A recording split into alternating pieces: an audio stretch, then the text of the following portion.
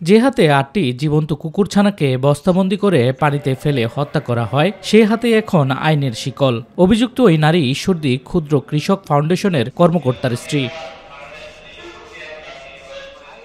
গত রবিবার ওই নারী ঈশ্বরদী উপজেলার আঙিনায় থাকা ৮টি কুকুর শাবকের উপর বিরক্ত হয়ে তাদেরকে জীবিত অবস্থায় বস্তাবন্দি করে ফেলে দেওয়া হয় পাশের একটি পুকুরে। পরের দিন মা কুকুরের ডাক চিৎকার শুনে এক পর্যায়ে উদ্ধার করা হয় পানি থেকে। পরে মৃত কুকুরছানাগুলোকে ইওনোর বাসভবনের পাশে মাটি চাপা দেওয়া হয়। এ নিয়ে বিভিন্ন গণমাধ্যমে প্রচার হলে নজরে আসে ঊর্ধ্বতন ব্যক্তিবর্গের।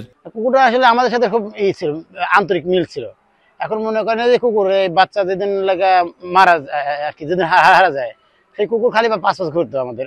আমি বুঝতে পারিনি আসলে বিষয়টা যে কুকুরের বাচ্চা নাই। পরে মৎস্য কর্মকর্তার নির্দেশে ২ ডিসেম্বর ঈশ্বরদী প্রাণী সম্পদ কর্মকর্তা থানায় একটি লিখিত অভিযোগ দায়ের করেন। রাতেই অভিযান চালিয়ে অভিযুক্ত নারীকে গ্রেফতার করা হয়। তাদের পুত্রের নাম আফান। তিনি বলে যে আমার মা কুকুর ছানাগুলোকে বস্তায় ভরে পুকুরে ফেলে দিয়েছে। এ থেকে আমরা ধরে নিতে পারি যে মূলত ওই নারী, উক্ত নারী নিশি রহমান, তিনি এই হত্যাকাণ্ডের সাথে জড়িত থাকতে পারেন।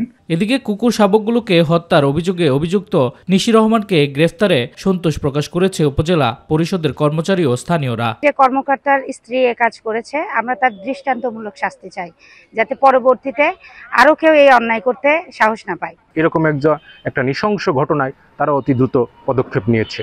আজ বিকেলে অভিযুক্তকে আদালতের মাধ্যমে পাঠানো হয়েছে কারাগারে। আগামী রবিবার ফের শুনানি। শামস তাবরিজ উচ্ছ্বাস, মাই টিভি নিউজ ডেস্ক।